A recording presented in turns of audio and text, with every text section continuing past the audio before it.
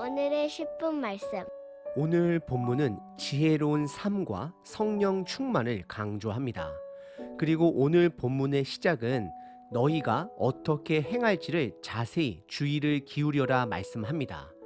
여기서 행하다라는 표현은 4장 1절에서부터 시작이 되었습니다. 하나님으로부터 부르심을 받은 일에 합당하게 행하라 라고 말씀하였습니다. 그리고 오늘 본문의 행하라는 6번째의 표현이 됩니다. 4장에서 그 행함은 새 사람을 입으라 라고 말씀을 하셨고 5장에서의 행함은 빛의 자녀가 되어라 말씀하고 있습니다. 그리고 오늘 본문의 행함은 지혜와 성령 충만을 강조하고 있습니다. 지혜와 성령 충만은 하나님의 뜻을 알고 그리스도인의 삶을 살아가는데 필수가 됨을 말씀합니다. 오늘 본문을 통해 지혜와 성령 충만한 삶을 스스로 점검해 보시길 바랍니다. 오늘 본문은 크게 두 부분으로 나눌 수 있습니다. 첫 번째는 지혜로운 삶입니다. 두 번째는 성령 충만한 삶입니다. 첫 번째는 15절서부터 17절까지 지혜로운 삶을 말합니다. 문장 구조는 매우 분명합니다. 그래서 지혜의 결론은 17절에 주님의 뜻이 무엇인지 분별하여 행동하는 것이 지혜로운 삶이 됨을 말씀하고 있습니다.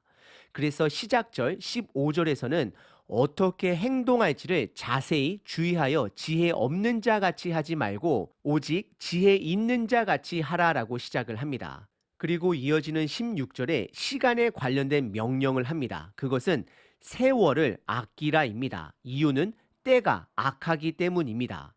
저와 여러분들은 예수님의 십자가 사건 이후에 그리고 예수님의 두 번째 오심 전인 마지막 때를 살아가고 있습니다. 지금의 삶은 보이지 않는 영적 전쟁의 삶을 살아가고 있습니다. 그래서 시대가 악하기 때문에 세월을 아끼라라고 말씀하고 있습니다. 에베소서 6장에서는 전신갑주를 통해 실질적으로 이 악한 시대 속에 세월을 어떻게 하면 아끼며 살아갈 수 있는지를 구체적으로 나누게 됩니다.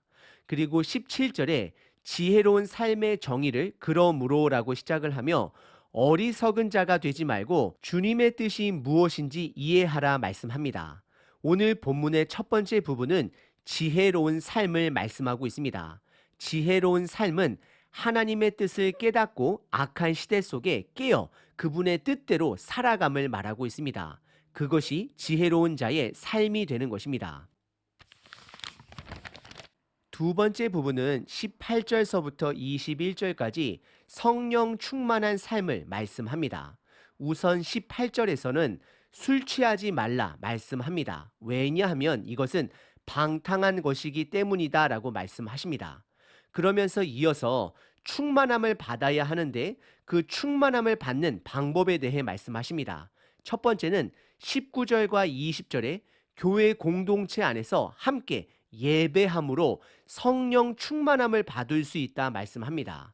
그 예배 안에는 첫 번째는 찬양이고 두 번째는 감사입니다. 그래서 19절에서는 시와 찬송과 신령한 노래들로 서로 화답하며 주께 찬양하라 말씀합니다. 찬양은 하나님의 성품을 찬양하기도 하고 하나님의 일을 찬양하기도 합니다. 예를 들어 하나님이 과거에 하신 일을 기억함으로 찬양을 합니다. 그리고 현재 하나님이 함께 동행하심으로 하나님을 찬양합니다. 그리고 미래에 온전히 이루실 하나님을 찬양합니다.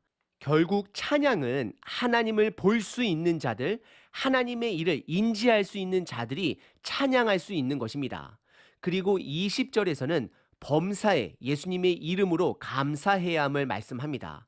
이것은 이미 시작된 복음으로 인해 어떤 상황 속에서도 믿음으로 고백할 수 있는 것이 바로 감사가 되는 것입니다. 다시 한번 말씀드립니다. 진정한 감사의 뿌리는 복음입니다. 그리고 마지막 21절에 그리스도를 경외함으로 성도들 간에 서로 복종하라 말씀합니다. 이것은 예수님의 말씀에 따라 말씀을 경외함으로 서로 하나가 되어야 함을 말씀하고 있는 것입니다. 서로가 서로를 받아주는 것을 말씀합니다.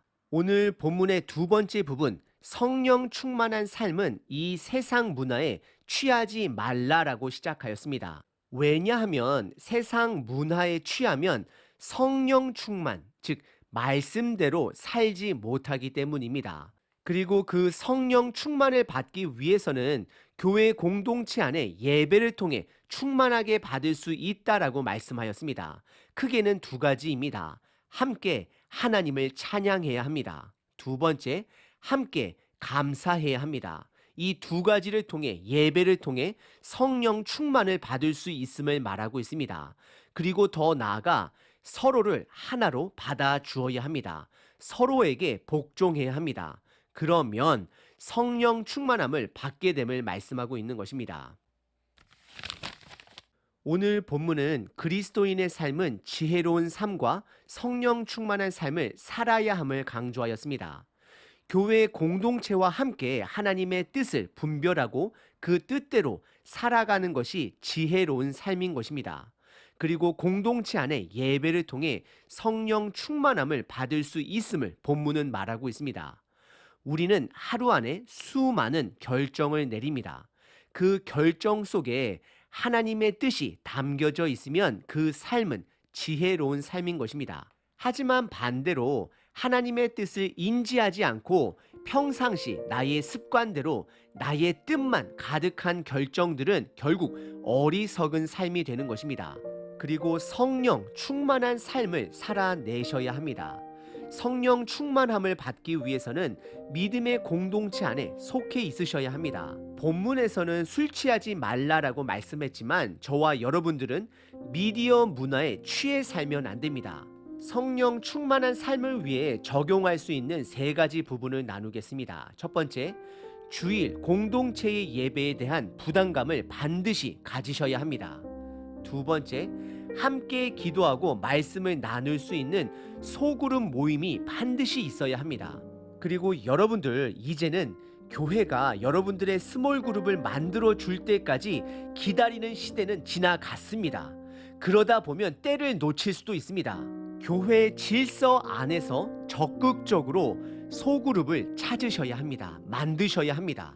그리고 마지막 세 번째는 가정 안에서도 최소 일주일에 한 번 가정 모임이 있으셔야 합니다.